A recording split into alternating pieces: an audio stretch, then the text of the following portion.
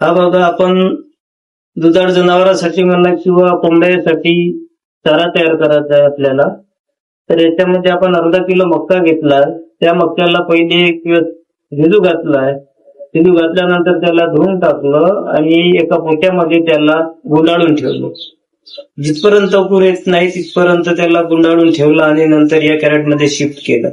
याला आता हा 5वा दिवस आहे आणि याला 8 दिवस पूर्ण झालेले आहे. आणि बघा, याला अंकुर बघा, याची क्वालिटी. तर दुधाळ जनावरांसाठी, कोंबड्यासाठी मला हा अर्ध्या किलो पासून तयार केलेला चारा हा जवळजवळ 3 किलोचा ट्रे आहे. तर कमी चाऱ्यामध्ये कसं कोंबड्याचं किंवा दुधाळ जनावरांचं नियोजन करता येईल त्याच्यासाठी आपण हा एक प्रयोग केलाय. हा तुम्हाला व्हिडिओ कसा वाटला कमेंटमध्ये नक्की सांगा.